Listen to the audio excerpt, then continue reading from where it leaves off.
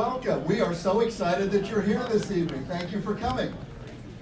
I don't think I've ever heard this room so quiet when we start one of these events. It's like, I don't know if it's the Christmas season or y'all are still full from Thanksgiving, but we appreciate your attentiveness and that everybody's so excited tonight. We're so thrilled to have Dave in the house. Everybody give it up for Dave Zook.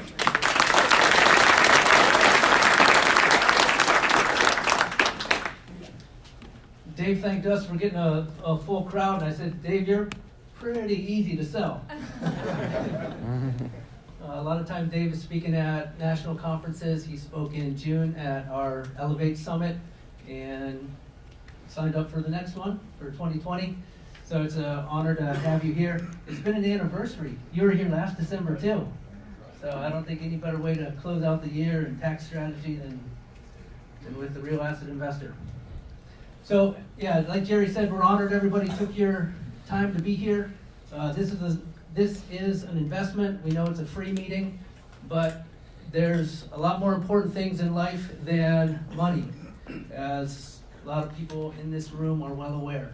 So your time and attention, there's a lot of other things you could be doing. And your investment here can be on different scales. So you could be distracted and checking Facebook and doing all of that. We're on Facebook Live tonight. But for the people in the room, there's an opportunity to really pay attention and get as much out of what's going to be shared as possible. So we appreciate that for everybody. Speaking of that, we are on Facebook Live. I think this is working. So hi everybody. Lewis, if you want to do a little twirly, everybody can say hi to the, you can just take that thing out. That's cool. Everybody say hi to the Facebook family. Wow, you guys are cool. Don't make any noise. Yes, my goodness. A silent hi, please. Silent hi. And for fun, let's do a selfie here. Jerry, I'll come to you. Oh, that'll be so exciting. But you guys can't be quiet for this because in the picture, let's go over out of the way. Yeah, that'd be a good idea. Dave, you want to get in here? Of course. All right, guys, make some noise back there. Awesome. Say hi without making noise, and make noise without looking excited. That's a skill. We had this all planned out, as you can tell. Yeah. No, we're very grateful. All right, this is the fun part. You want me to do the honors? Oh, no, it would be my pleasure to read this amazing message. Wonderful. Elevate Investing Group and its affiliates do not provide tax, legal, investing, or accounting advice. This material has been prepared for informational and entertainment purposes only. You should consult your own tax, legal, investing, and accounting advisors before engaging in any transaction. The material that follows should not be construed as an offer to sell or the solicitation of an offer to buy any security. We are not soliciting any action based on this material. It is only for your personal enjoyment. You're educational. It's only for educational purposes. Sorry. You can take creative license. It's not that important of a slide. All right. All right. We have a sponsor tonight. Ethan Gibble could not be here, but if you have rental property in the room or any other sort of insurance, I would recommend taking a picture of this slide. Ethan is an investor, so he understands investment properties. He's been my insurance broker for years. When I switched to him, I saved thousands right away. And obviously that goes on and on every year. The amazing thing about Ethan is a couple of the last two renewals, he's actually, the easy thing is just renew at the same price, especially if it's higher. As an insurance broker, you get a higher kickback probably. I don't know how it works, but if the customer pays more, I expect they would make more. But without my asking on a renewal, they went out and searched again for new policies and came back and said, hey, for this renewal, we found a different company. You're going to save $200 this year. So that's pretty cool. So appreciate Ethan. All right. Is anyone interested in co-working in Lancaster City? Does anybody have a co-working desk right now? Nobody. All right, well, we'll go through this quick, but Kristen and I have an office space downtown Lancaster that we are considering fitting out for co-working. It's an old lawyer's office that we renovated Benuel Esch and his team are there. There is on-site parking available. If you're interested in an office downtown Lancaster with a mailing address on East King Street, we're on the 200 block, coffee, internet, and a printer provided with a conference room. You can see the beautiful Julie Kurtz in the back, or email her at julie@peacehpm.com. All right. Now, if you were here last month, we showed these videos, but they're just too good to not show more than once. So Kyle Wilson has been a friend and a mentor to Jerry and I. He's been a coach for us. I just got back from Dallas at his 2-day Kyle Wilson Inner Circle Mastermind, which was incredible. So really respect Kyle a lot. He's had a lot to do with the success of this group and the 2-day event. So let's hear what he had to say. Hey, Michael and Jerry, hello from Texas. Hey, congratulations, guys, on an amazing first year. So excited. You have the most incredible people. It was my honor to be part of your event last June, and just love everything you guys are doing. You lead with the heart, and you guys have massive experience. So keep up the amazing work. Hello, everyone in Pennsylvania. Love from Texas. Talk soon. Appreciate Kyle so much. So we celebrated a year of the group last month at the November meeting. It's been just an incredible year. Obviously, it wouldn't be anything without the people in this room. So appreciate you all. How many know this guy? A couple hands. For those that don't, they have an amazing podcast, the Real Estate Guys Radio, one of the #1 podcasts on iTunes. So much content, so much experience. You know, you'll be listening to their podcast about vacation rentals, and he'll drop wisdom that just comes out of nowhere about just investing principles. And when you're around people of experience with real life success, you just pick up so much. So, Robert Helms. With Well, the hi Real Estate everybody, Guys. it's Robert Helms, host of the Real Estate Guys radio program. Here celebrating a year of the Elevated Investing Group. That is so awesome. So whether this is your first meeting or you've been here the whole time, it's awesome that you guys are getting educated about real estate, and I can't wait to be a part of it in year number 2. Maybe Kyle or Robert's hinting at something.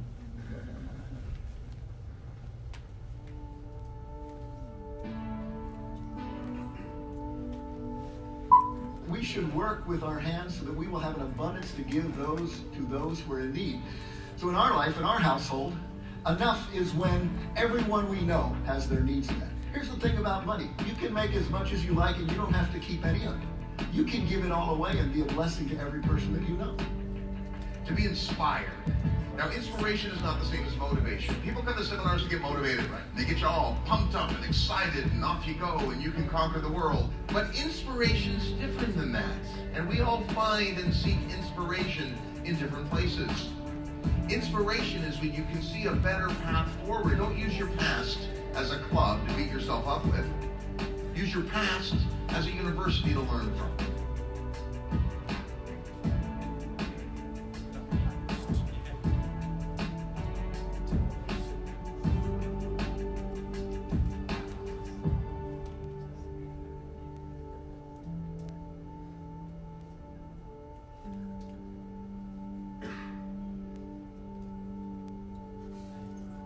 This is why nobody does have a crystal ball.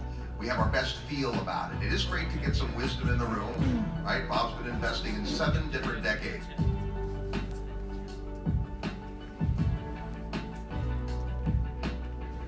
Surround yourself with people that have gone further than you have or are 5 or 10 steps ahead of you.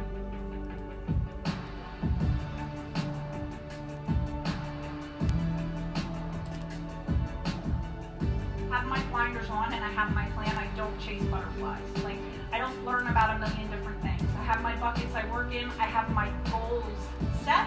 We talked about goal setting. Set your goals and follow your path. Take a step of faith and doing some things that might not be altogether comfortable. I just simply don't know what door is going to open, but I know it's a good door. Sometimes we come to these events and we burn out on knowledge. I'm going to say it as bluntly as I can. because we want to store it all. We're not, this vessel, especially this vessel I'm speaking about, doesn't seem to have the ability to do that.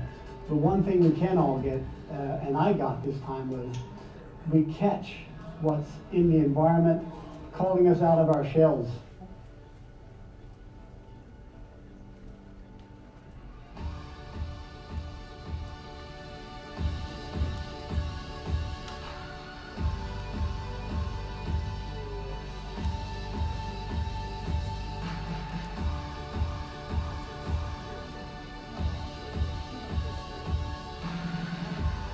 This was an absolutely amazing opportunity to learn and gain optimism about what there is moving forward, and then get really real and have a path forward with how to invest in real estate, and really beyond that as well.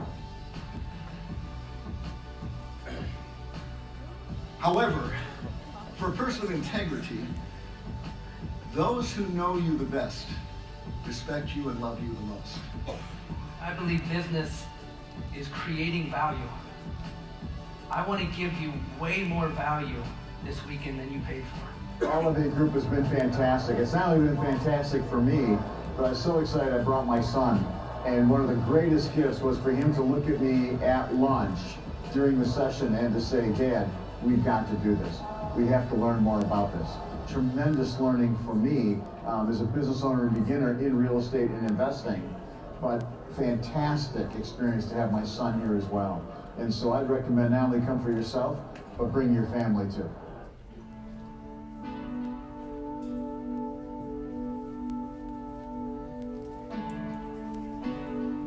Who was at the June event? A lot of hands. Who's excited for the next one? Wow, I'm ready to sign up. That looked awesome. So you can't quite sign up yet, even though I appreciate the enthusiasm. But save the date, August 28, 29. We're going to do it at the Convention Center again. It's the same place, downtown Lancaster, PA. And we'd love to have you guys come out and join us. Okay, I think we have some books in the back. We've talked about this before, but if you have not read this book, Purpose, Passion, Profit, it's a compilation book, so a lot of different successful people write their stories in there. Jerry, why might people want to get this book? Well, that's a very good question. You know, a lot of us just go through the daily grind thinking that if we become more successful, life will have more meaning and all the pieces will fall together. It doesn't actually work anything like that.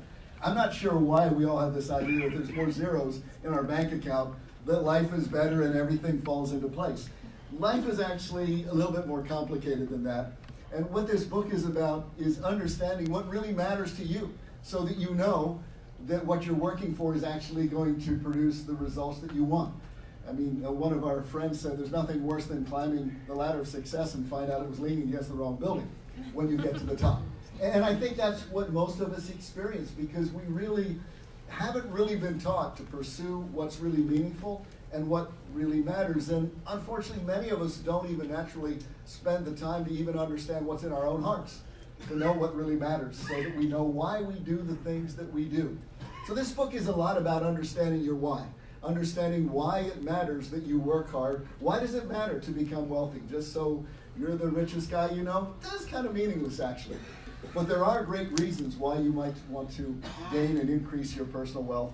And you can pick up a lot of people's stories and have an understanding, some of which will spark your own enthusiasm and interest. Absolutely. I love reading other people's stories. There's so many paths to success. I think sometimes we get stuck on thinking that there's one path, or, hey, if that person's successful, I need to be like them. And we devalue ourselves and our own calling and who we've been created to be because somebody else looks more impressive. And I think that's a trap that's easy for anyone to fall into. Have you ever seen somebody successful that you don't want to be like? Or you don't want aspects of their life, or you don't want aspects of their personality? I think we probably all have. It seems to me that there's different, it's almost like we live on the same earth, but in different worlds. You know, somebody can wake up at 4 o'clock in the morning, grind all day long, not spend any time with their family, and be successful, right? So is that success? I mean, maybe to somebody. Other people can be jerks. They can take advantage of people. They can, you know, I win, you lose transactions and be successful, but making money. So it's, for me, it's never about, has this person made money? It's, do I want the quality of life that they're portraying? Do I want the principles that they're living by? Do I want the family that they have? Do I want the lifestyle that they have? So it's about a lot more than just the money rolling in, which is why I'm so excited that you're here, Dave. Shouldn't introduce you yet, but I'll save it.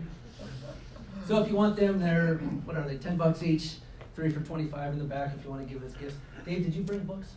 I did not. Did not, okay. So at another time, Dave's got a book or two that would be awesome to get as well. All right, Investor Club.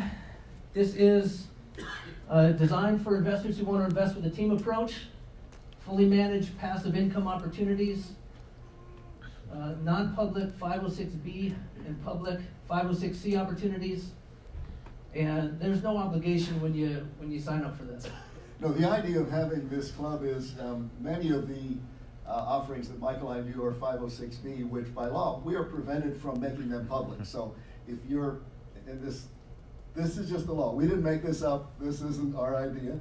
But we can't actually tell you about it unless we already have a relationship with you and you've expressed interest in hearing about it. So if you want to hear about anything that we're doing, you would want to become part of this club. Yeah, so you can see Julie at the back. There's a feedback form on each of your chairs when you came in that we'd love to hear from you, what you thought of the night. And there's a little box on there that you can check if you want us to reach out to you.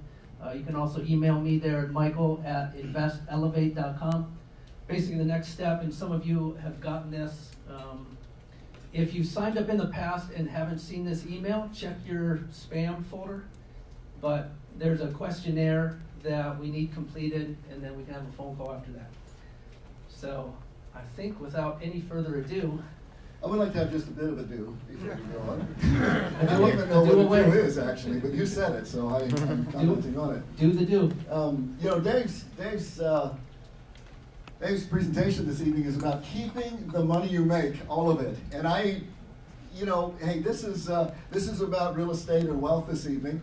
And so I'm assuming that most of the people in this room have some bit of an understanding of mathematics, because if you don't understand math, I don't know how to help you. I'm not sure why you would be here if you didn't understand math. I personally am a math freak. I love math. Those of you who know me know I love building spreadsheets and tweaking the numbers and seeing what happens, and wow.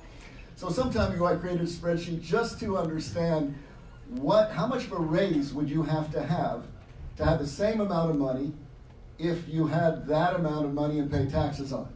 So do the simple math in your head. I want to encourage you to do this with your own life at home so that you can be inspired to decide where you want to go with this. So if you made $100,000 in addition to the $500,000 that you already made, that would put you in a tax bracket of 37% in federal taxes.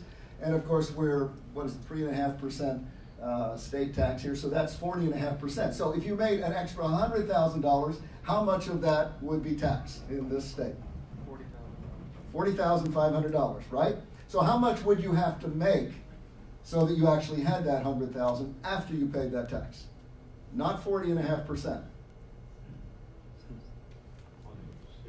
Anyone want to guess? How much would you actually have to make to have the 170? You would have to make 168,900 and change. So you'd actually have to make 69% more to make up for the 40.5% that you lost in taxes. If this doesn't make sense to you, I don't know why you're here, because you don't understand math. But have I insulted everyone enough now? I think everyone's saying, just get the real guy up there, please already. I just want you to grasp that if you don't understand math, you're not going to know how to lay a foundation to really gain wealth. So I want to encourage you to do a little math on your own finances and understand what it would really look like to declare yourself a tax-free entity. Wouldn't that be cool? Cool. Your enthusiasm is like overwhelming me up here. Well, with that, without any more ado, we had enough ado already, so now without any ado. Well, I'd like to just say a couple things about Dave. I started to earlier. You know, it's it's one thing to make a lot of money, which you've been very successful at. I mean, how many people know not to make $500,000, but to pay $500,000 in tax, which was Dave's situation a few years ago? You have to make some money. How many people want that problem? Dave never gave me the opportunity. Took away from it. So it's one thing to make a lot of money. It's another thing to be the same quality person behind the scenes as you are in the front of the room. So I've seen you speak probably a dozen times, learned something every time, but I've also had the privilege to know you as a friend for the last few years, see you in good times and hard times, on the stage, off the stage, and you're the same quality, generous, amazing guy. So that means more to me than just the dollars in the bank account. Well, at the same time, this is a business conference, so I think there's going to be a lot of strategies for increasing our personal wealth. With that, help us welcome Dave Zook.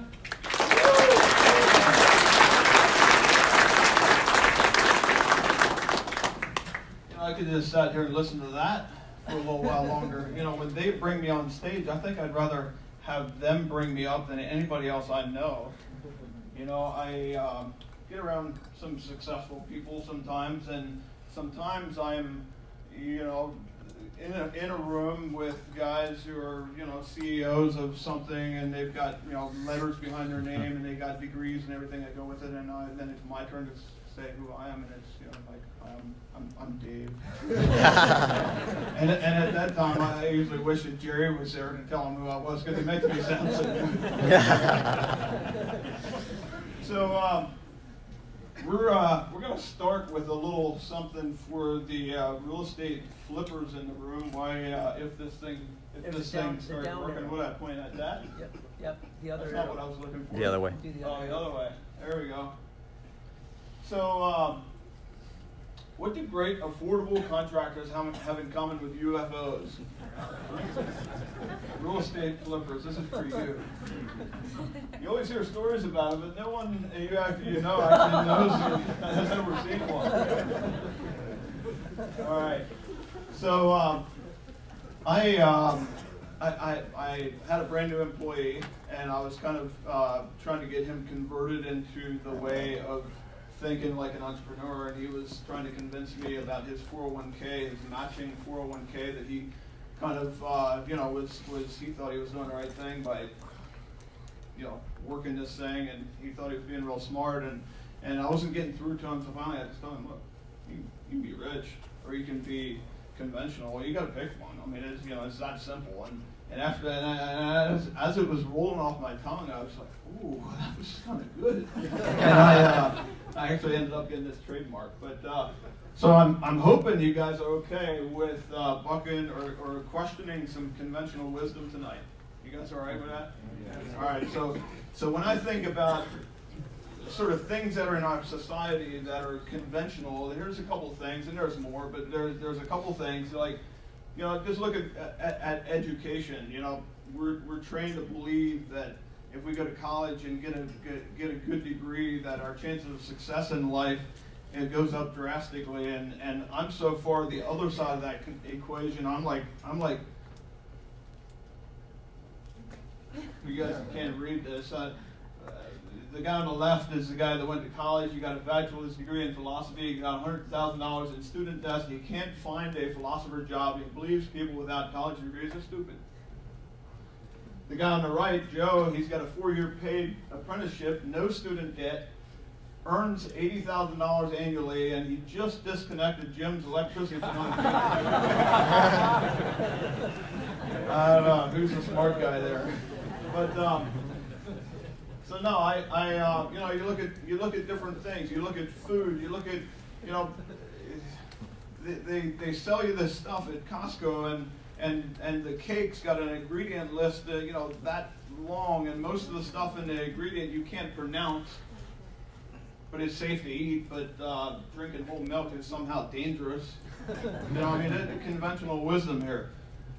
Medicine, you know, if you think that that you go to the doctor, the hospital, and everything that they give you is for your best interest or your benefit.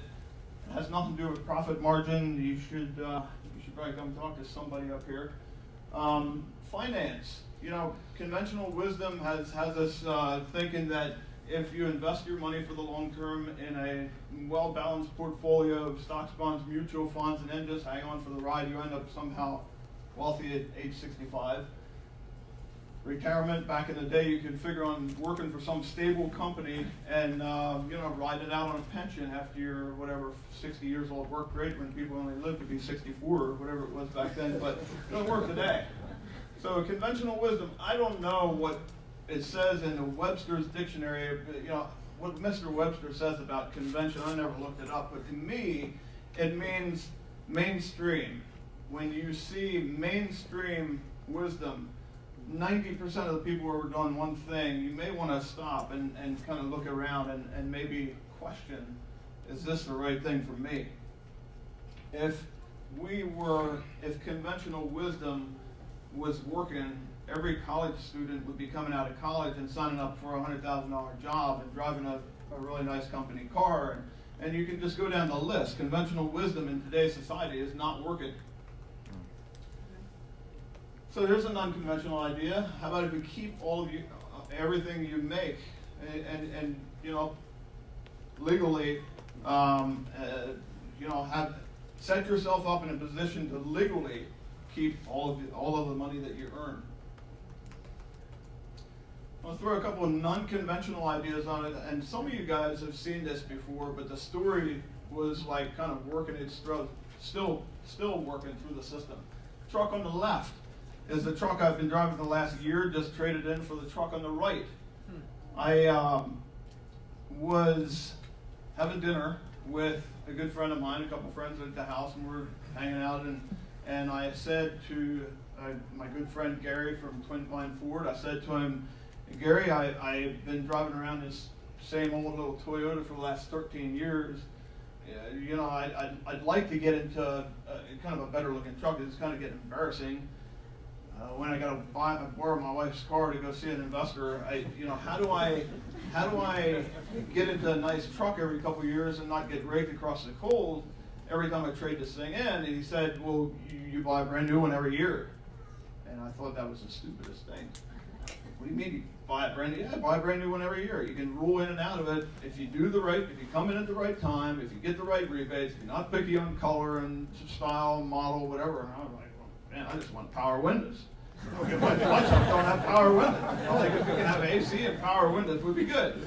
So he explained to me how it worked, and if you get in the right time, you can come back next year and sell it back to me for just about what you paid for it. So I took that truck back, and I believe we'll be within $2 or $3 grand. I didn't listen to him. I put a couple thousand more miles on than I was supposed to, but there is some rules involved in it. But we're working on the second deal now, and I'll tell you next year how this one works.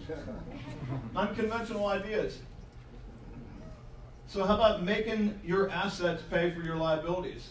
I am not in favor of going without the $5 coffees, living way below your means. I like stuff. I like toys. I like stuff, a lot of stuff. But what about making your assets pay for your liabilities? My son, this is his car. Is this a pointer up top? The red one. There's a pointer. All right. So my son wanted to buy the car down below. It's a Dodge Challenger, and he knew exactly what he wanted. So we had this conversation. I said, well, what if you would buy a house first? The car payment's going to be around $300 a month, right? So what if you buy a house first, and then the cash flow from the house would buy the car, and then after the car's, wore out, you still have the asset that continues to make the cash flow for the asset. So he did, and he bought a single-family home down in Memphis, and it was cash flowing at $200 or $300 a month, and it turns out his car payment was right around $200 or $300 a month. And so he kind of went down that road, and then he got even smarter and sold the car. But he still has the house.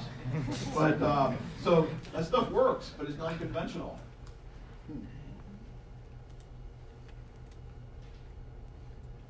All right, that's non-conventional too. Non-functional even.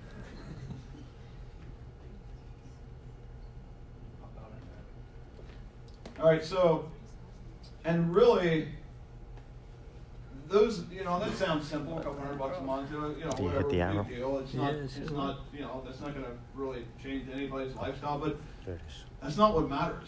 It's the concept. The numbers work at whatever level. You just add zeros behind them, and they work. You know, it's the fundamentals that work, or it's the fundamentals that work for you. So, okay, we got a bunch of hunters in the room, I'm sure. Who hunts? Yeah, half of the room. What if you wanted to buy a couple hundred acres and a nice cabin, and you wanted to have your own hunting lodge, have your own little hunting lodge? Well, what about, instead of just going out and buying a hunting lodge for whatever, a couple $100,000 or $1 million or whatever it is, you put the number in there. What about buying an asset? What about buying a self-storage facility or an apartment building or something that would give you the cash flow to make the payments on an asset, or just put zeros behind it? It works. Conventional wisdom tells us the stock market would deliver us a 7 or 8% return over the long term. What they don't tell us, you know, they don't tell us, well, yeah, we take a % or 2 off of there.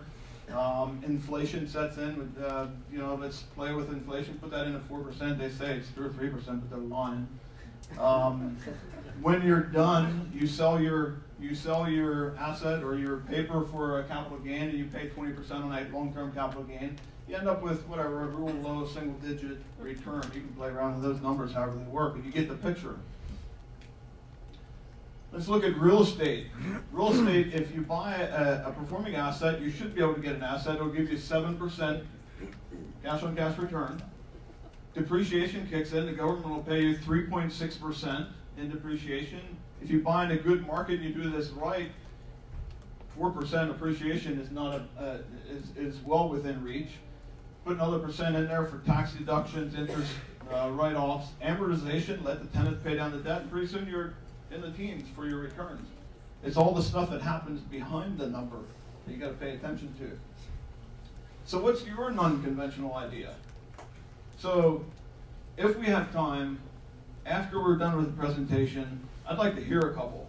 We did this at Elevate, which was pretty cool. A couple guys, we collected a couple of ideas, and I still remember some of them. But Jake, would you remind me, when we do Q&A, like when the presentation's over, when we do Q&A, could you remind me to, like, all right, what's your non-conventional idea? So you guys can like, we're going to be asking for them, so we're going to be collecting them at the end. So just make sure I don't forget, all right? All right. So I'm going to tell you my story in the hopes that you can maybe draw some parallels between, you know, what your life story is, and maybe how you could make this kind of stuff that we're going to be talking about working for you.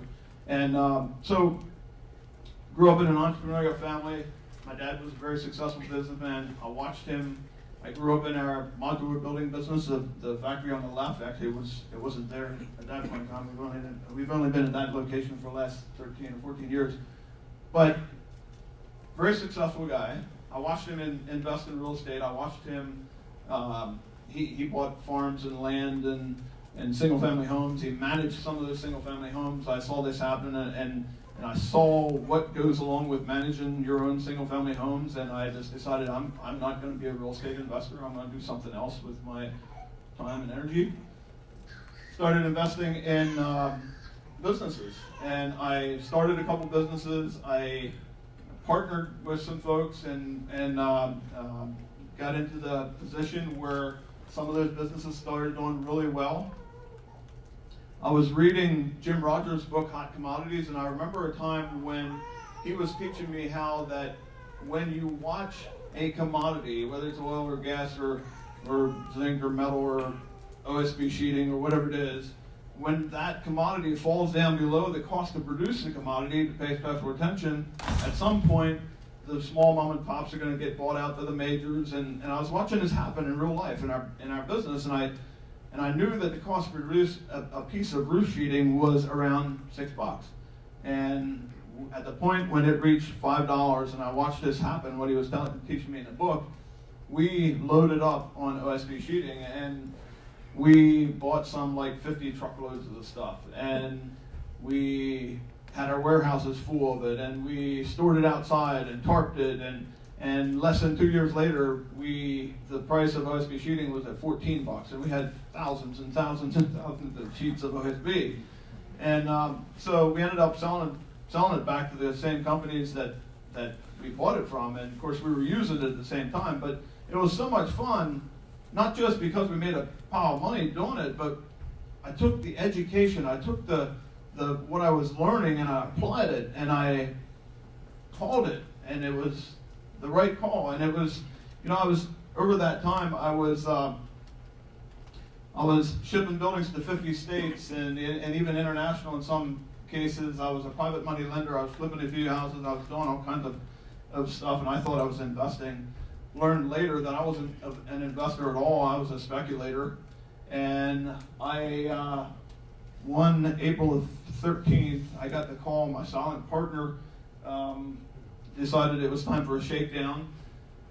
I get the call from my CPA saying in 2 days I'm going to have to cut a check. I paid my quarterlies, and they took all the depreciation they could, but 2 days from now you still need to cut a check for $373,422 and some change. So on all that year I paid all over $500,000 in tax.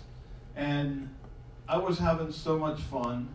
I was burning a lot of energy. I was working day and night, but it didn't feel like work. It was so much fun. But all of a sudden, when I had to give half of the fruits of my labor back to the government, it just wasn't so much fun anymore. And so I went down this path. I was this guy. I was making a lot of money, but I was a tax slave. So I went down this path, and I was educating myself and reading, and I kept running into this guy. Who's read Rich Dad Poor Dad? Most of us. And he kept telling me how you could make millions of dollars of tax, millions of dollars a year, and pay no tax. And it drove me crazy.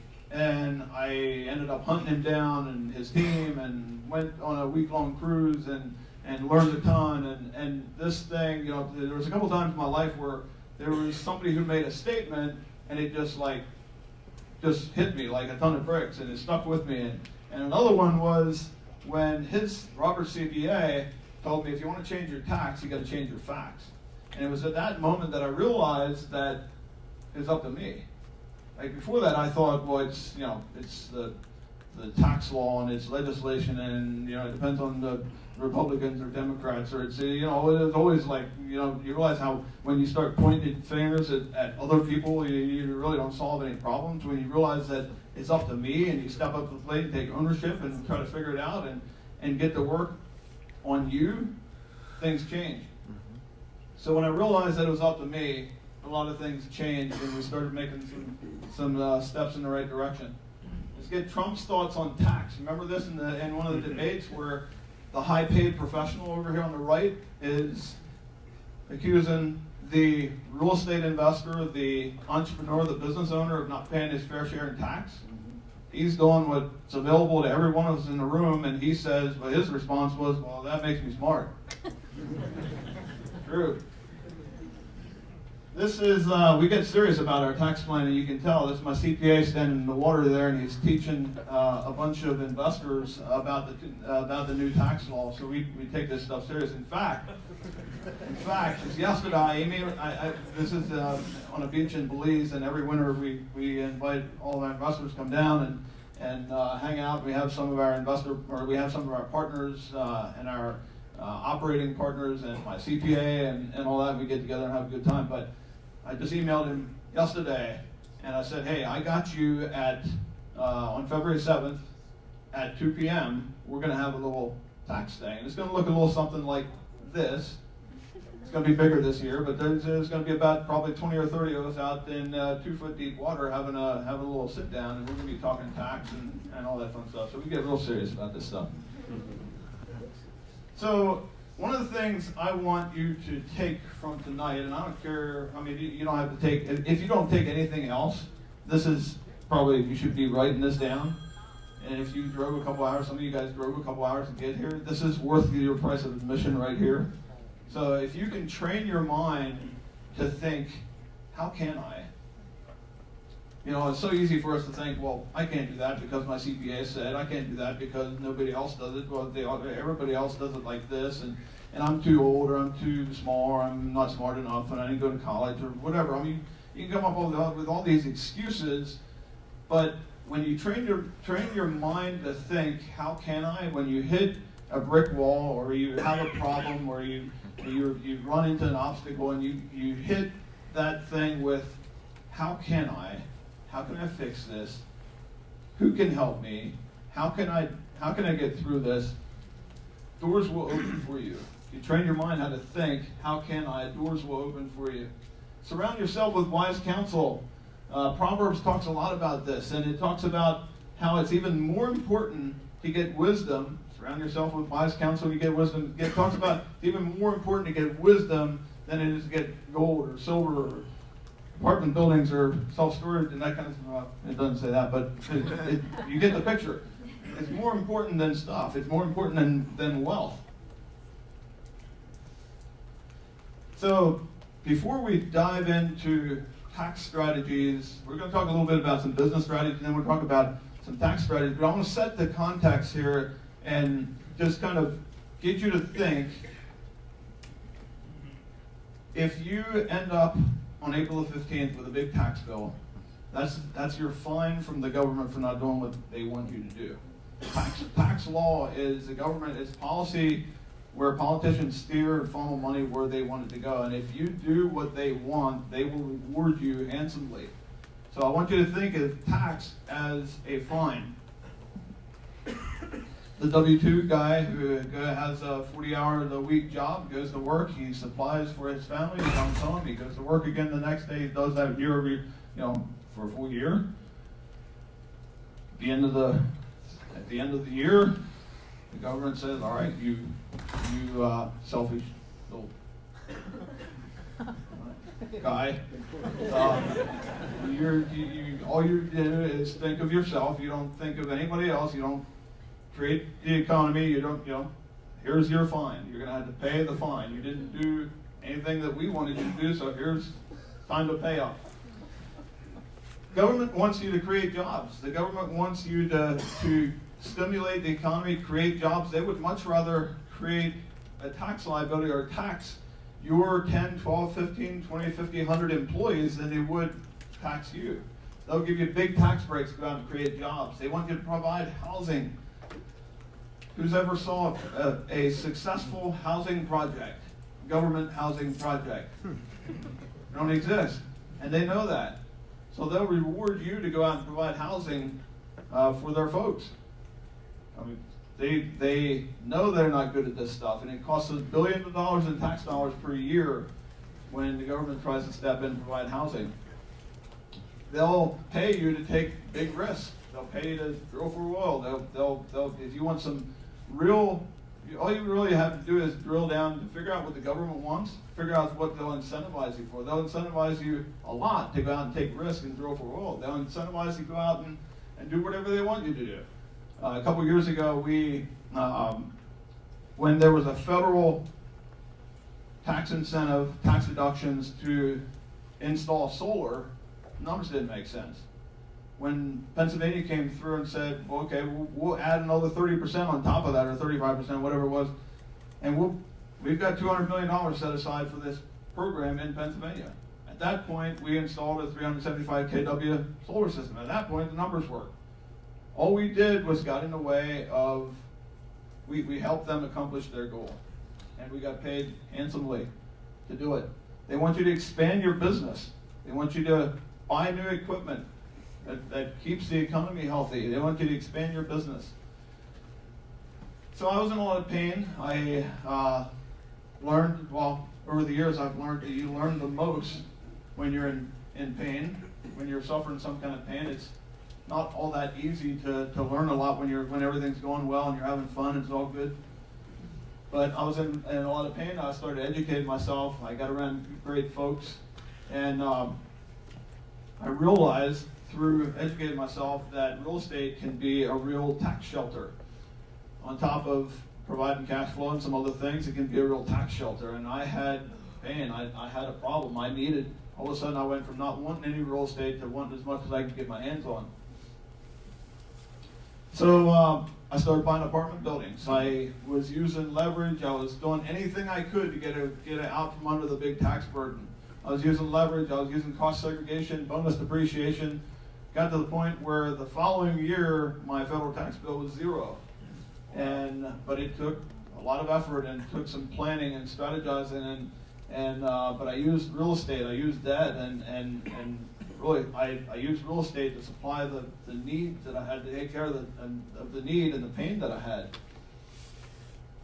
Many of you know this story. I had bought a couple hundred units of apartments on my own, and I got the call from a local Amish guy and said, "Hey, we're thinking about starting a new bank. We'd like you to be a part of it." And the first half a dozen meetings for the Bank of Birmingham happened in an Amish guy's barn up in Birmingham, and I was sitting at the table with some local businessmen, and I knew most of the guys, and I knew they could write 7-figure checks, and I heard the conversations about, well, we could invest in this bank, and, I don't know, they were having these little discussions about, if it's a good investment, and I was hearing these side conversations about, well, it's going to probably be 5 to 7 years till we see any kind of return, but it's better than having our money tied up in a CD. I was paying like 0.25% interest. And so that's when the light bulb went on, and I was running out of cash, had bought a bunch of apartment buildings on my own. So the next deal that we did, we put a syndication together, and 7 or 8 investors came together, and we bought this property. And the cool story is we just sold this property last week, and we made some money. Awesome. So, but that's when my syndication story started. We actually started buying multifamily apartment buildings, and we did it through syndication. So I think every successful business owner, every successful investor needs a great team. If you don't have a great team, you don't feel good about your CPA, you don't feel good about some of the people on your team. Maybe you outgrew some of the people on your team, but you should constantly be looking at building a strong team. Great teams allow you to play offense. You can be bold. You can take calculated risk. We're now the number 5. We're now one of the top 5 operators in the ATM space in the country. And the way that we've been able to do that is with a great team. Small, great team. We play in the institutional space. We play with hedge funds and private equity groups, and we win. But the only way we can do that is with a great team. Here is, I'm going to show you kind of the performance of the last 19 deals that my self-storage team has been able to pull off. You're talking 3x multiples and IRRs in that 40-ish% range. That's what you can do when you've got a great team. So you guys saw Robert Helms earlier on the video. He's a good friend and a mentor of mine. He taught me this about the 4 rules for successful investing. Your personal investment philosophy. Make sure you know what your personal investment philosophy is. If you got a tax problem, and then you're going out and you're trying to, you want to cut down your tax liability, and then you go out and make a private money loan, that's not aligning with what you're trying to get accomplished. Because you're paying I'm not saying private money loan is a bad thing to do. Private money loan is extremely lucrative, and it's probably one of the easiest ways to make money, but it's not going to take care of your tax liability. So just make sure you know what your personal investment philosophy is. After that, you go look for a market. Then you go look for a team in that market. Then you let that team help you find the asset. So many of us go find the asset first, and then we figure out, well, it's on the wrong side of the tracks, and it's in a bad area, and now you can't get a really good property management team to manage it. They don't manage that area, but it's a great deal on paper. Maybe you know that the best deals on paper usually are the ones that are the hardest. Smiling back there. That's what I'm talking about. So I used this strategy. It's very early on when I learned this. I used this strategy. I went to the San Antonio market. I knew I wanted access or exposure in that market. I knew some friends that were heavily invested in that market. And I went to them. I said, hey, who's your team? Who's your broker? Who's your property management team? And they helped me get started. I made the call to the manager that I wanted to manage those assets for me. And I said, if you had an area in the city where you would just love to get more assets in your portfolio to manage, where would that be? And he took me out and showed me a brand new development, and we ended up buying a couple of fourplexes in that development. But it was because I knew what my personal investment philosophy was. I knew that a fourplex, you can get a really good loan, you can get an institution, you can get an agency loan on that fourplex, you can leverage up, you can cost segregate, you can get the tax liability. It fit all of the parameters, but it was because I was clear on what I needed. And to this day, I own those properties. I almost forget that I own them. If I wasn't getting the monthly email and the ACHs, I would forget. But it's like clockwork because we're in a good market. We've got a great team. But this stuff works. So I want you to think about investing as more than just cash on cash return, internal rate of return. I want you to think about tax efficiency when you're investing. I don't want you to start with tax efficiency. I want you to fit that kind of into your plan. You don't want to just invest so that you get the tax benefit. You want to make sure that the numbers work. But figure out what that asset will do for you. Make sure that it aligns with your personal investment philosophy. So you can go out and you can make great money on short-term loans. You can be a private money lender. Just realize what that's going to get you, and realize that you know, if it fits with your investment philosophy, it can be a great tool.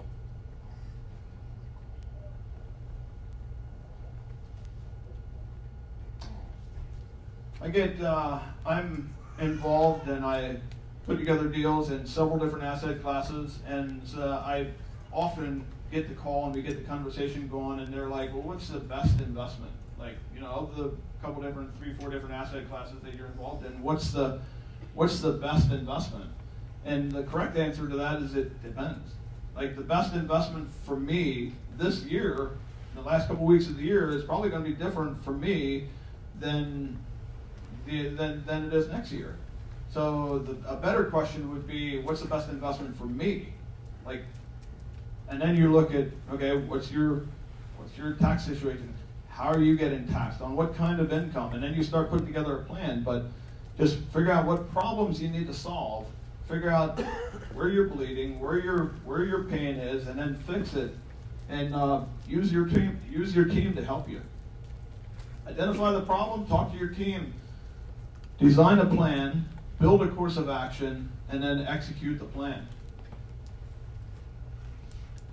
So here's a couple different things. We're going to drill down to some other ones, but I want you to know some of the strategies that are available to you.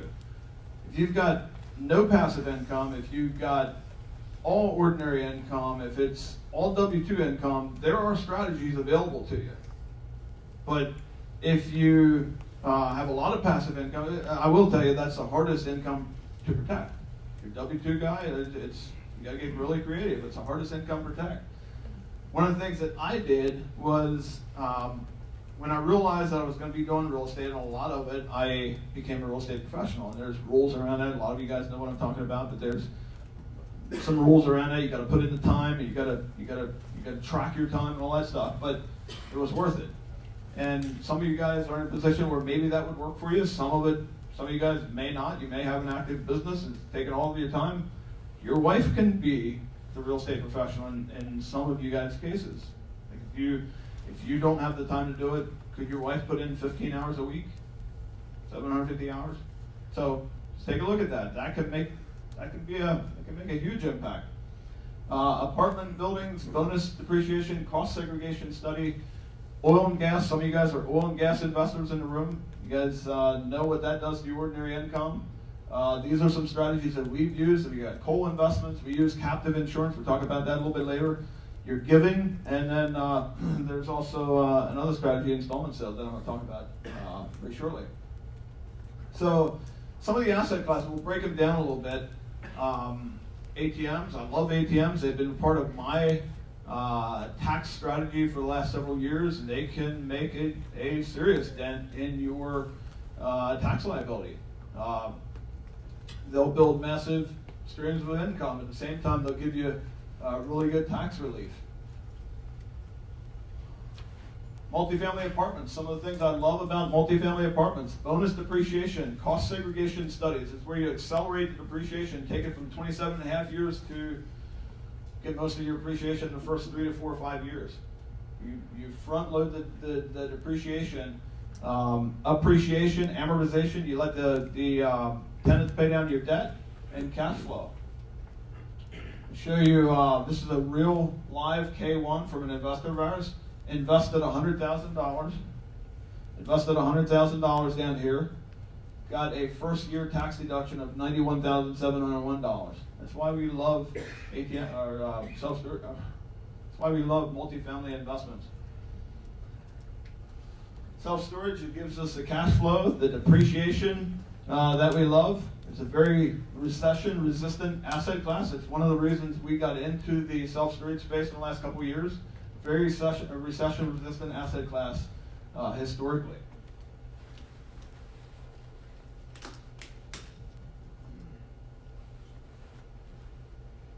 One of the things we got into the last couple of years was shale oil, and we get our shale oil from coal.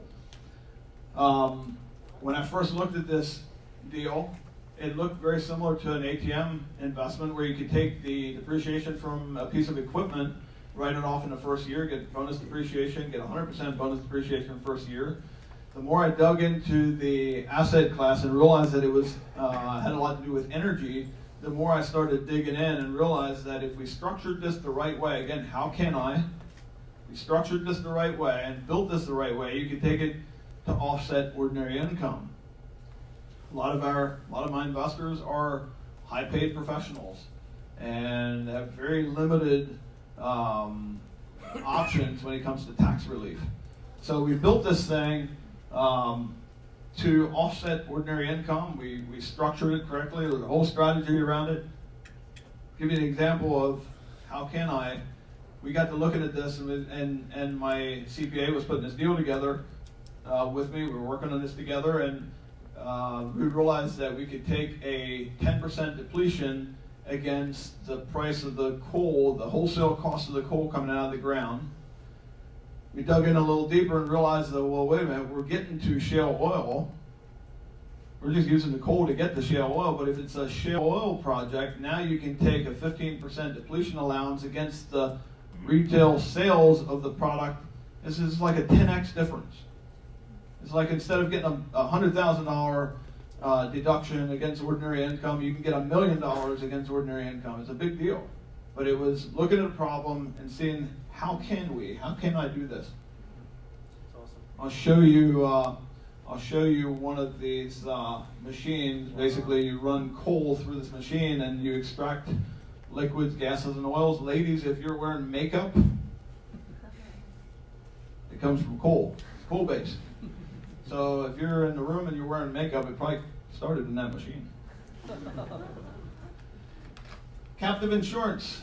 If you've got a business that is making $5 to $8 million a year in revenue, this may be a good strategy. We save hundreds of thousands of dollars every year using our captive insurance.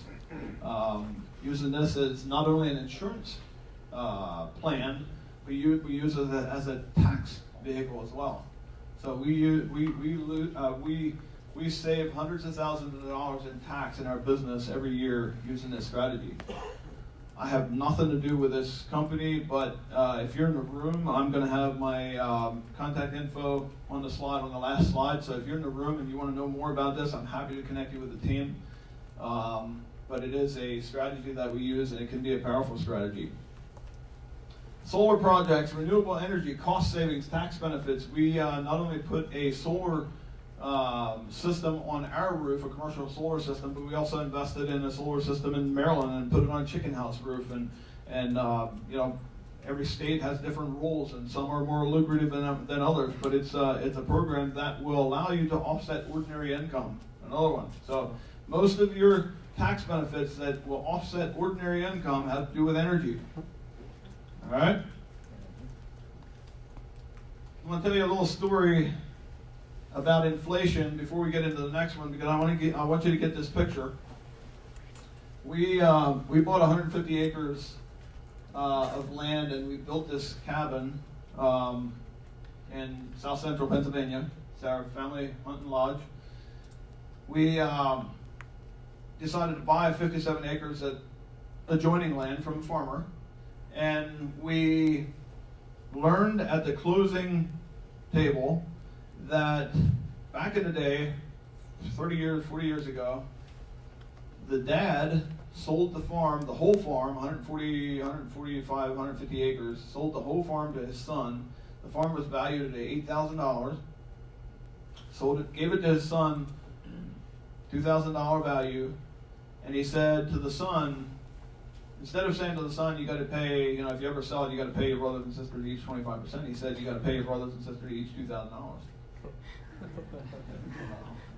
So, you can read about inflation, you can study inflation, you can go to conferences and learn about inflation, but until you buy the $40 hamburger or go through something like this, oftentimes you don't really understand inflation for real. But, so, here we are, we paid $45,000 for a slice of this farm, about a third of the farm, and he paid his brothers and sisters each $2,000. All right? They weren't, they're not a real close family. A couple weeks later, we got the call saying, hey, you want to buy the rest of the farm? They're fighting and carrying on. So he wasn't real popular. But it shows you what inflation does over a long period of time, over 30, 40 years. So that's going to lead right into the next one. We just did a deal where we sold a 182, it was actually part of a 182 unit complex that we had rolled 1031 money into a couple years ago, sold a farm and rolled the money into, it's actually my dad's farm. I helped him transition into some multifamily apartment buildings. We sold that property for a nice profit, but the depreciation recapture and the money that he rolled forward that was deferred taxes, basically was almost zero in this deal. So we did what's called a monetized installment sale, which means that you can take the cash, there's some rules to that, but you actually get the money, but you defer the tax for up to 30 years. Wow. So remember the story that I told you just prior to this, where you let inflation work for you and what happens over 30, 40 years? So you can defer paying the tax on the capital gain for up to 30 years. It's called a monetized installment sale. It's an advanced strategy. Don't try this at home. Don't try it on your own. Just make sure that you have a great monetized installment sale team. So we did this. We just used this strategy a couple weeks ago, and we're deferring the gains on this property that we had a bunch of deferred capital going into. We're deferring that for 30 years. And so that's amazing. Talk to me about that. Got a great installment sale team, and we're planning on using this strategy a lot. If you're selling your business, for a big gain, don't sell your business for a big gain without looking at this strategy. This can be very impactful. Many of you, some of you in the room know about this strategy, but it's not a real common strategy. It's called conservation land easement. Conservation land easement can be a real powerful tax strategy. The only time I would use conservation land easement was if I was either going to pay the government, I was either going to stroke a check to the IRS, or I'm coming down to the wire, and I'm going to have a tax liability. Then I would use conservation land easement. A couple years ago, when we went to develop the property behind our manufacturing facility, which you saw earlier, we found out when we did the studies to do a development in the back end of the property, that property was the third highest concentration it was the third highest populated piece of land in the state of Pennsylvania for bog turtles. So How many of you know when you're trying to develop stuff, you don't want bog turtles on your land? So, conservation group came in from Washington, D.C., and we sold them a conservation land easement. We gave up the right to build in exchange for a large sum of money. And so that's one side of a conservation land easement. Okay, where do you think that money came from? The money that the government paid us to preserve the land, where do you think that money came from? It came from investors. So that's the opposite side of the trade from what we're going to talk about right here. You get down to the end of the year and you see you're going to have a tax liability. You can use a conservation land easement and it goes to offset ordinary income. There's one of the things you can offset W-2 income on. You use a conservation land easement. So let's do this. Let's go with, I'll give you an example. Let's say you get down to the end of the year and you see you're going to have a tax problem and you decide you're going to invest. Michael, do you want to do this? Yep. Let's say you want to invest $100,000 in this conservation land easement.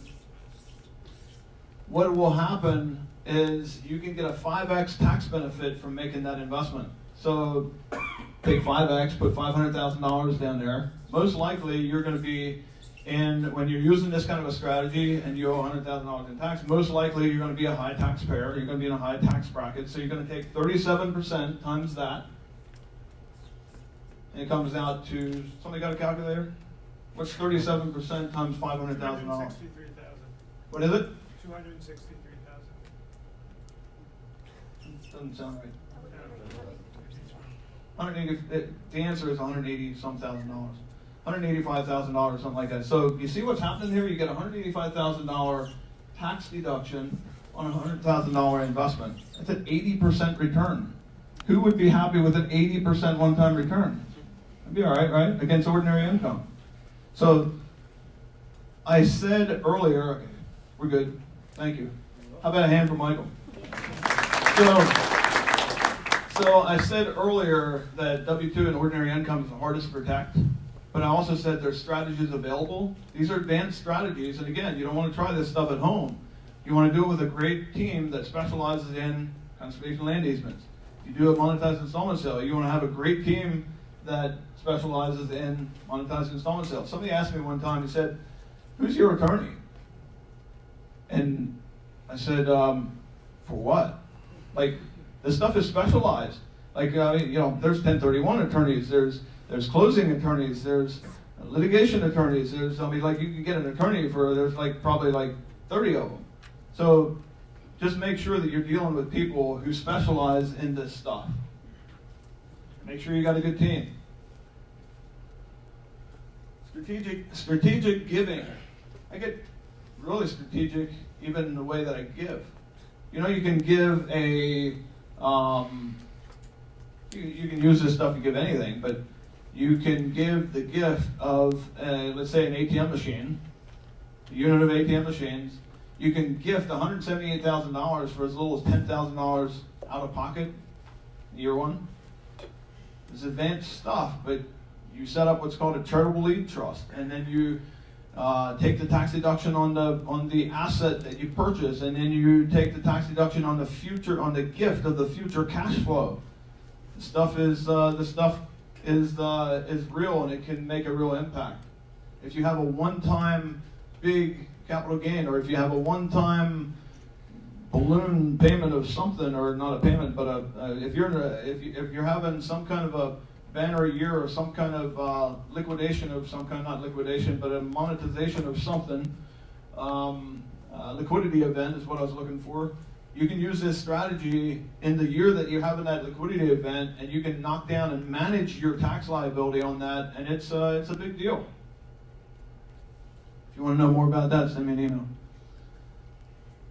email. When people get excited about, I used to get excited about, 7%, 9%, 10% return, and then, man, what if I could get, instead of 10%, what if I could get 12% or 15%? And that's all good, I like that stuff, I still like that stuff, but when I can get a person, when I can help an investor not only offset tax liability on his income or offset tax liability on his passive income or whatever it is, but when I can start reducing his tax bracket, you know, I get it down to, okay, so we did a strategy last year, toward the end of the year, about this time of the year, where by making a $200,000 investment or $250,000, it was a quarter, something like that, a couple $100,000. By making that investment, it not only saved him the, he was in a 34% tax bracket. He not only saved 34% of 250,000 or whatever the number was, it was 200-some-thousand, but now it dropped his tax bracket down to 22%. So it's like a double impact. Not only do you save on the money that you invested, but now you're dropping tax brackets. And that gets me excited. Like, most of the time when you make a really good investment with depreciation, your biggest first year return is going to be your tax savings. Invest for cash flow. You can make millions of dollars a year tax-free legally in the United States. You don't have to move to Puerto Rico and use Act 20 and 22. You can do it right here, but you got to be strategic. You got to have a good team. Passive income. Warren Buffett says, if you don't learn how to earn while you sleep, you will work till you're dead. Take this stuff serious. You know, your results that you will have in 10 years from now will be based on the decisions that you start making today. You start making you start making the right decisions today. You start making the small right decisions today. You will have, read the book, Darren Hardy's book, Compound Effect. You'll have that compound effect. In the first year, you're not going to see all that much difference. In year 2 or 3, maybe not that much. Year 4, it starts to kind of separate, and you can start seeing the difference. Stuff works in whatever. It works in your finance, it works in your investing, it works in your fitness, your health, your whatever. You can start seeing that compound effect. You make those little choices, you make those little decisions, you start making those small decisions, and they will compound. And in 10 years from now, you won't recognize the two people that one took the path of mediocrity, the other took the path of making those small decisions. And take this stuff serious. Imagine playing a game of Monopoly and trying to win by just going around the board and only getting money by passing go. That's what you do when you only collect a paycheck and don't invest. All right? Get comfortable being uncomfortable. Get creative. If it was easy, everybody would be doing it. You know, this stuff is, you know, ask the question, how can I? And then just remember, look, most of the things that are worthwhile usually aren't easy, but they're worth it. Get in there and make the right decisions. Get in there and take action. Life rewards action. Then you start getting momentum. That first year when I became tax-free and then I started investing the money that I would have paid to the IRS and started investing that money, and it gave me more depreciation. And I'll start, you know, you see how that starts to gain momentum. And when you can reinvest the tax dollars that you save into other assets that give you more depreciation, it starts a snowball effect. You get momentum. Momentum is a beautiful thing. And then ask yourself, why? Why do I get so passionate about saving taxes for myself, saving taxes for others? It's because I just believe that I am a better steward of my wealth or my money than the government is, and that I can make impact. I'm like the government that directs money where it wants to go. I can be that guy. You know, I usually kind of got a smile to myself when Michael shares how. And I would never tell you this if he didn't openly repent from his evil ways, but he talks about how he thought, you know, money and business and that was sort of, you know, dirty and, you know, kind of ugly, and, you know, he thought, I usually just kind of smile at myself because I feel like I have a moral obligation to go make as much money as I can so that I can make an impact, and so if you look at it that way, it changes the way you think, and again, you've publicly acknowledged you weren't thinking straight, so it's all good. So I'm obligated to go do that. You know, you think about what it says in the Bible about about the guy with the talents, you know, the guy with the guy that was wise with his money, the guy that was strategic, the guy that made the most of what he had. What example was used for the two guys? The one guy leveraged, he took what he had, he got more with it, and the other guy did nothing. He went to the bar and he didn't invest his money, he spent it all, whatever, he hit it or whatever he did. But the difference is, the money was taken, the gift or the talent was taken from the person that didn't use it, and where did it go? It went to the guy that had the most. It went to the guy that made. So money follows. You know, I mean, if money follows where it's treated the best. So I'm obligated to go out there and do my best and earn as much as I can to where I can make an impact. And I'm not shallow enough to believe that you can't make an impact when you're not wealthy. But I mean, the Bible says you're supposed to take care of your family first. But I just believe that if we do this right, we can make an impact, and we can, if we're smart with our wealth and our taxes and all that, we can have a bigger impact for our family and the people around us. Amos King sent me a video, and Dave Ramsey talked about in this video. He was here locally at LCBC, and he was talking in this video, and I don't know what it is, but I'm not a real emotional guy, but most of the time. But there's something in the video, and it talks about how talks about how you're supposed to be outrageously generous, and so he tried this. He talked about going to Waffle House on a Thanksgiving morning, and how that the people that are working at Waffle House probably are having a tough time, and especially the ones that are working on Thanksgiving morning. So he said, go to Waffle House and get a couple $100 bills out of your wallet and slide it under your coffee cup and you know, see what happens. And so we did. We went and did that. But those are some of the things that you can do when you are not struggling financially, and when you have wealth. And if you use it like that, you can be a huge blessing in your community. I'm going to give you a couple more examples. I have a sorry, wrong way. I have a family. Some of you guys know this family, but they are a huge blessing, and they travel around the country, and they go to prisons and they minister.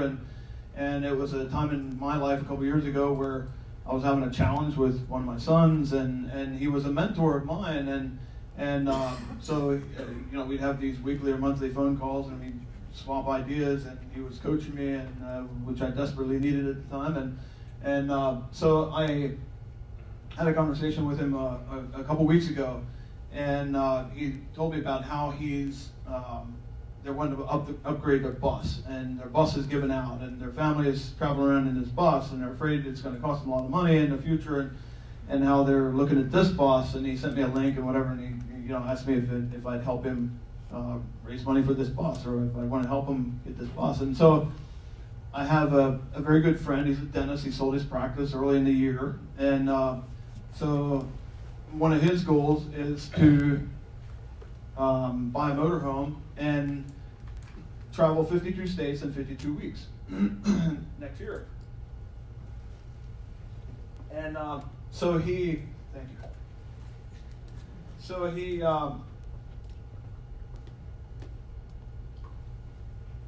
so I knew that he was shopping around for motorhomes, so I sent him this link. I said, look, you know, we got this family. I told him a story about the family. He said, while you're out shopping around for this, for your motorhome, keep an eye out for something like this. I showed him it had the floor plan. You could walk through it, and I had the little video and all that stuff.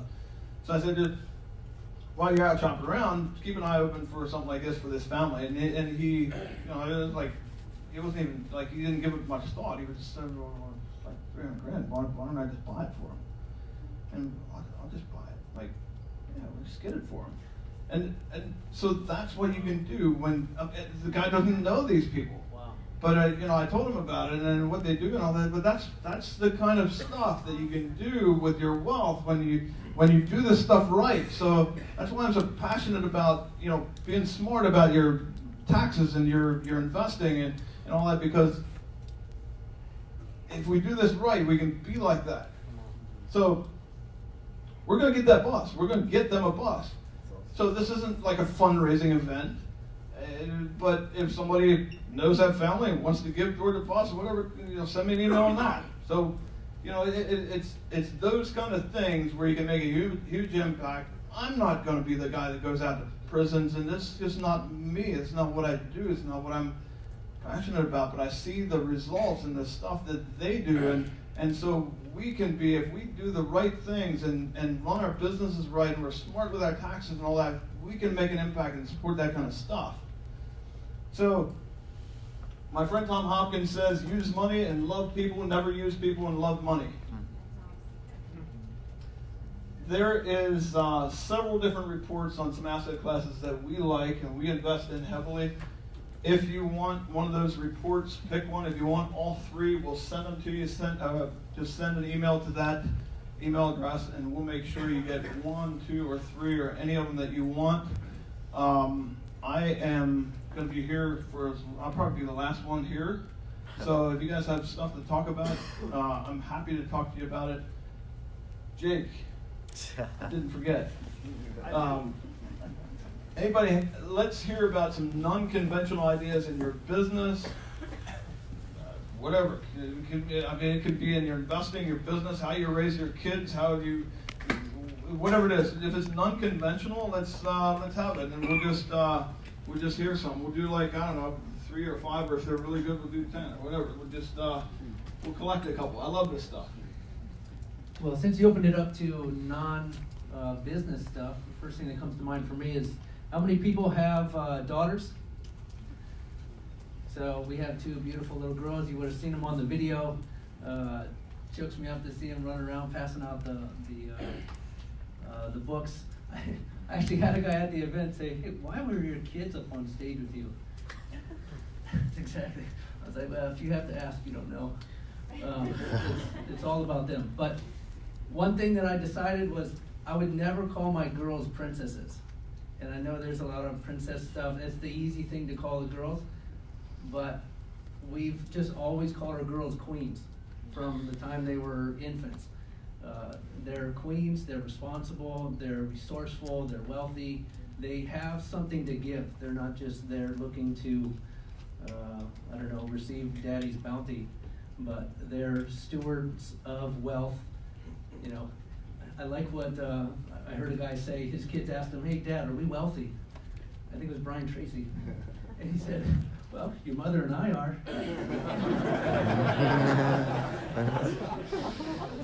But even before money, we have wealth in who we are, our energy, how we treat other people. There's always something to give, even if it's not in the bank account. So, not princesses, they're queens. Anybody else? I was trying to have some ideas. Buy you some time. Hello, hi. My name is Jeffrey Cohn. What I do, I buy apartment buildings, and actually, an attorney a few years ago put me on to utility contracts. So basically, to actually get residual from the utility bills that your tenants pay common areas through all the companies. So I'm from Jersey, and we do stuff with Scranton. So between PP&L, UGI, PSE&G, they give us money every single month on the same bills that we pay for the buildings. Wow, pretty good. So you set up a utility contract with the utility provider. Correct. Does the tenant's bill go up? It actually goes a little bit down. But Their bills goes down and you get paid? Correct, yes. Yeah. Very cool. It increases like 2 to 3% on your cap rates on your property. So it's actually a really That's awesome. Great, thank you for sharing that. Very good. I was on the phone with a bank today, and our banker today, and he was talking about the market and what kind of condition the market is in the multifamily space, and he said there's guys coming in from everywhere putting properties under contract and then trying to see if they qualify for some tax credits, or they tie up your property for 2 or 3 months sometimes, and he said put in your contract that it's going to cost them $5,000 a month. Non-refundable. You want to tie up the contract, you want to tie us up, and you're going to tie up the property, $5,000 a month. So, it's kind of non-conventional. I like it. And you know, you can do that in a hot market, but you can't do that, you know, in the market soft. So. Anybody else? While you're thinking, I'll share one thing. For those of you that don't know my story of being a minister before, so I was in business when I was in my early 20s. I felt dirty every day because I'd grown up in the church, and you know, I don't know what churches you guys have been to, but I've never seen a business person brought up front and say, hey, this person's making a major move of faith. They're bringing on more employees, opening up a new facility. Let's believe with them and pray for them. I never saw that. I only saw the people that were going to Africa, the people that were going to the Philippines, the people that were out, you know, doing the Lord's work. And so I bought that lie. I've repented. And, you know, it was the happiest day of my life when I was able to, you know, I felt like the Lord said, okay, you can leave your business and go into ministry. It was like I died and gone to heaven. So I traveled all over the world for 7 years, 20-some countries, and through the internal growth process, finally had that lie exposed and realized what one person does, no matter what happens in the churches or anywhere else, what one person does is never more noble or less noble than what anybody else does. And all that we can do is fulfill the purpose for which we've been created. So if one person's called to business and they go live in the African dirt, eat bugs, and tell people about Jesus, do you think they're going to be found more faithful than Dave, who's called to business and is in business? So what we do on the outside is never the determinant of, are we fulfilling our life's work? Are we doing our life's call? And the beautiful thing is nobody knows that except you. And it's a process, so if you don't know what that is today, that's okay. But just don't be enticed to think that somebody else is more noble, somebody else is whatever. All you can do is get to know who you are and then have the courage to pursue that. So that's the backstory for those of you that don't know. And also bought you some more time. Anybody else?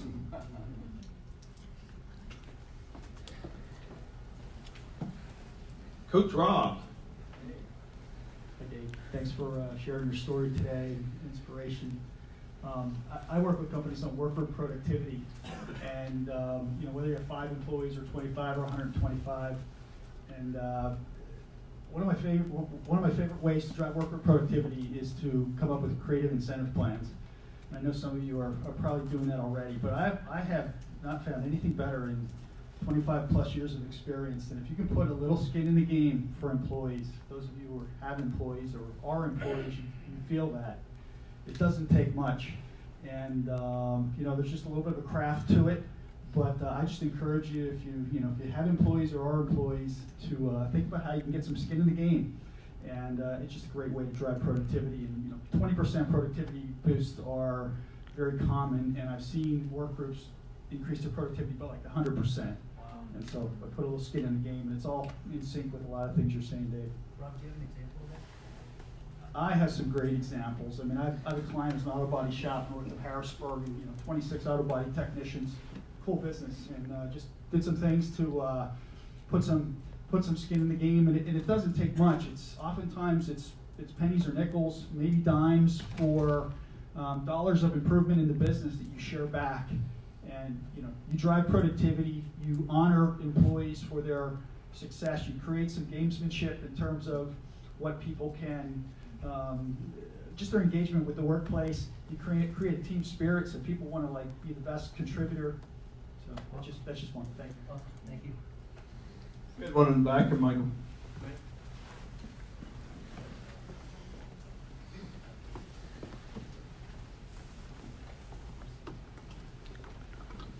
So I just did one this week that came to mind. So I am a landlord, but also a licensed agent. And just this week, I always tell my tenants that if they buy through me, they can break their lease for free. And so this week, that I had some tenants unexpectedly buy a $300,000 house. So that turns my ROI on that rental through the roof. So it was a good strategy for me. Helping people get into homes. That's awesome. Anna?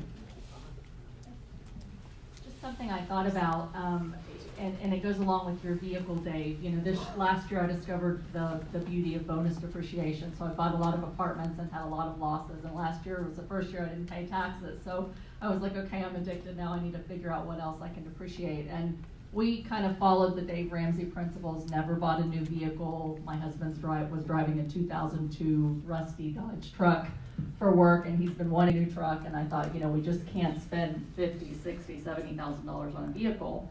And I found out this year that you can get 100% bonus depreciation on a vehicle as long as it's big, as long as it's 6,000 pounds or more.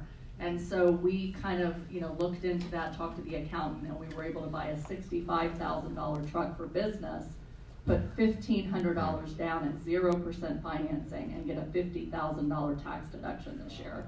So now we're able to, you know, we're saving 20 grand on our taxes, and that's allowing us to be able to give to some ministries that are really important to us. So it's just been a blessing to be able to utilize all of these tax benefits, you know, for our benefit. See how this stuff becomes a way of life, a way that you think. How many of you think that if I'm 100 pounds overweight and I got a goal from, let's say it's beginning of October, and I go on a, you know, spinach and water diet or whatever, and then I go back to, you know, and I get to my goal and I do my thing, and then I get back to living how I was normal, that would have like long-term success. Like, it wouldn't happen. So it's the same way with taxes. Like, this stuff isn't something that you can just focus on in November, December.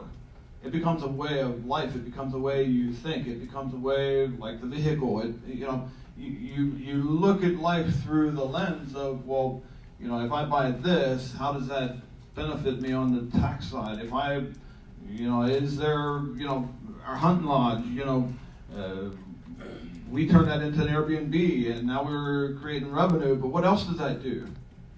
Turns it into a business, and what else does that do? Turns into tax deductions, and so it's you know, you can do this stuff with your toys, some of them, not all of them, but you know how, I mean, you start to think different. And when you think different, it becomes a way of your life. That's where you start having massive results and success. You can't just, you know, this isn't something that you can just focus on in the fourth quarter and think, oh yeah, now my liability is going to go. It's who you become. Dave, you took a jab at me, so I'll return the favor. I also bought a new truck this year.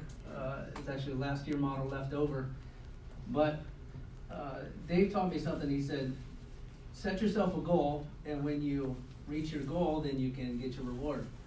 So Dave was, when Dave talks about his truck, it was a work of art. I was so impressed with his humility that he was happy in that truck. So Dave, you know, I would ask Dave, you know, when are you going to buy a new truck? And he said, oh, I've got a goal. I've got to hit my goal. And he didn't know I had a goal too, to buy a new truck. But my goal was for Dave to buy a new truck, because I sure wasn't going to buy a new truck and have Dave driving around in his old truck. I just wasn't possible. That wasn't actually my goal, but it did feel good for Dave to buy a new truck before I did. Any questions? That was great. That was great unconventional ideas. That was exactly what I was looking for. But do we have any questions or anything? I don't know. How much time we got? We got time. I mean, if you get done before we do, feel free to leave. I'll put the next slide up so you know when the next event is. But no, let's get into some questions.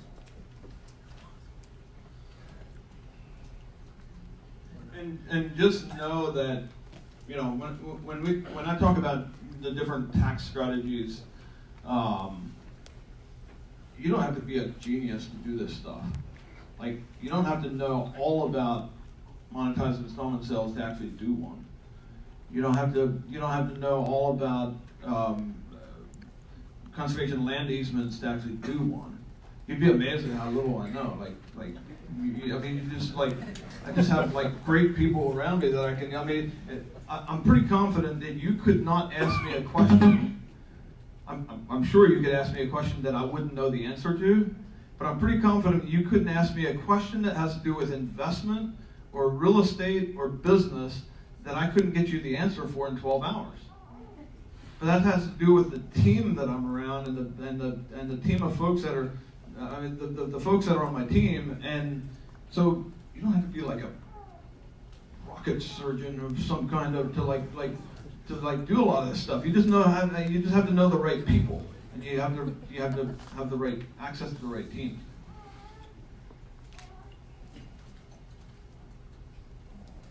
Hey Dave, great presentation. My question, in terms of CPA, is there like a one identifier that you look for in qualifying them? Because I know CPAs can cost $500 or they could cost $3,000. Is there something that you really like a qualifier that you look at a C in terms of a trait for a CPA that you said, oh, okay, this guy really knows? Because I always see it seems like whether it's an S Corp or C Corp, a lot of them have different strategies that work well in different ways. So how do you kind of look through? Is there one thing that you see when you go to qualify a CPA? Do you say, okay, this is the trait you're looking for? Thank you. So I think you'll know when you outgrow your CPA. I was at the point where I was educating myself and I was starting to ask questions that my CPA would say, oh yeah, we could do that. Like I was bringing him ideas and then he was like, oh yeah, okay, we could do that. At that point, I knew that I needed a new CPA. I didn't want to be the tax genius bringing him ideas to carry out on. I wanted him to create ideas and strategies that we could work together on. So I think it has to do with, for me, I want someone who's not like me. I want someone who's a researcher and gets into the details. And we used to joke about my CPA. It's like, if you want to drive him absolutely crazy, if you want to drive him out of his mind, you would ask him a question and lock him into a dark room where he didn't have a computer.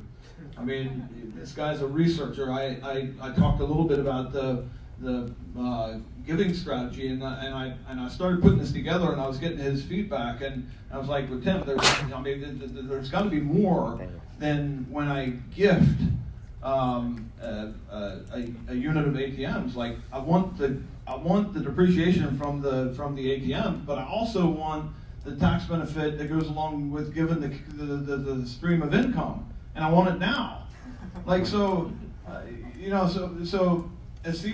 good person on my team, for one, I want him to be I want him to have solution-based thinking. Like, okay, we're here, and we're trying to get here. Like, how do we get there? And then build it. Like, so use his talents, his profession, he knows what he can and can't do. Most of the time, like, it's not like a straight path to, well, you can do this, but you're a real estate professional, so that's not going to work. So we got to do it this way. But if we do this, it's going to affect you over here. So we're going to have to. It's like trying to weave but the end result is you get here.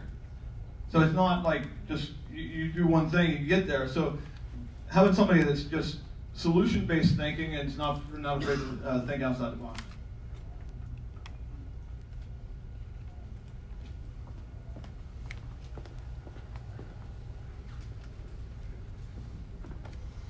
My question will be so when you hit this point when it's related to accredited and not accredited investor. So when you say I am ready, I am willing, I am able to risk this, but I am not allowed by the government or the regulations to do this. So how do you overcome, or how do you go over that to invest in something? Okay, so most of us, most of us understand what an accredited investor is versus a non-accredited. An accredited investor is simply someone who either makes $200,000 a year if he's single, or $300,000 if he's married, or he's got $1 million in assets. That's the definition of an accredited investor. If you're not an accredited investor, and you know I sort of, when you understand the reasoning behind it, the conventional reason behind that is, well, the government's trying to protect the small guy from losing his money. I think it's just the opposite. I think it's the government trying to keep the small guy small, and he can invest in the stock market at an all-time high, but he can't invest in a syndicated, stable, Class A multifamily asset that's a 506c. So my answer to that would be, you're not going to have access to what I feel are a lot of the best deals out there, but my thought would be get accredited as fast as you can. Like, just do whatever, start your own business, put your energy and time. Somebody comes to me and asks me about, let's say they started their business and they're putting a lot of time and energy into their business, and then they're asking me about buying real estate or passive investing and all that. Probably the best investment I ever made was from my active businesses. You can make good returns on assets, on investing in passive assets and all that. But the best investments that I ever made was my active business. So build something, add value, create value for as many people as you can, build your business and become accredited. Another workaround to that is, if you're the person putting the investment together, you don't have to be accredited. So if you have a good project and you syndicate it, you can be involved in a great project without having to be accredited.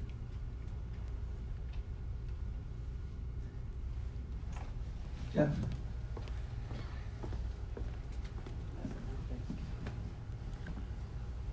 Dave, you mentioned you bought some fourplexes in, I think, San Antonio, and you mentioned you did cost segregation on those. What is your criteria for doing cost segregation? Certain threshold, dollar threshold, or what do you look for? Yeah, so there is a number where it becomes not, where it becomes cost prohibitive to do a cost segregation study. I've heard that number somewhere in that 350 to 450 range. So, at some point, the cost of doing the study will outweigh the benefits of doing that study, and that can be somewhere in that 350 to 400 range. That's the number that I heard from the CPA.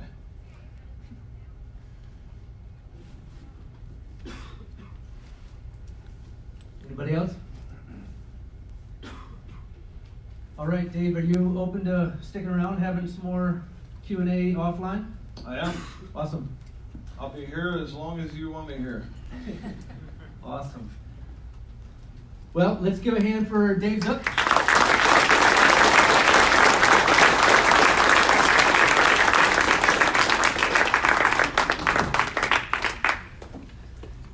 You learned something tonight. Wow. Okay, Dave may not talk about his education and achievements that way, but who feels like they were with the professor of investing in tax strategy? I mean, would you rather learn it out of a book or from somebody that has been doing it year after year successfully? I think we all had the same answer on that. Before we go, I want to thank our volunteers. You guys have been amazing. I used to come to this thing so early and run around frazzled, couldn't talk to anybody, could barely get everything going in time, and it was like peaceful tonight. So Jake Byler, amazing, thank you so much.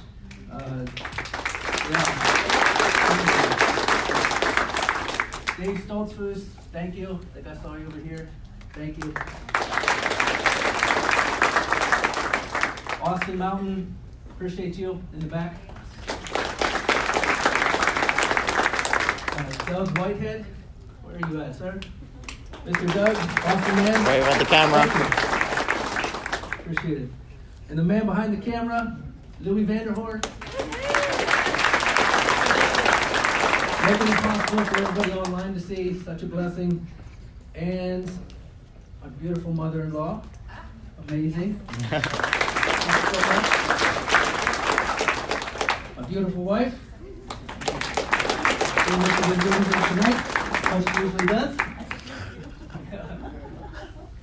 And save the best for last, the beautiful Julie Kurtz in the back. The mastermind of all the details. She is amazing. Thank you, Julie. Jerry, any final thoughts from you? This was awesome. We so appreciate you taking your time. Feel free to stick around, build relationships, get to know people. The next meeting is in January. There's the dates for the Elevate Investing Summit coming up in August. That'll be awesome. Talk to Ethan if you need insurance. Email Jerry or I if you need something from us. I think there's books in the back and Julie has stuff. Oh, we have the feedback forms. It would be awesome if you just take a minute or two and fill that out. Let us know what you thought of it. And if you have any other comments or anything, put those on there.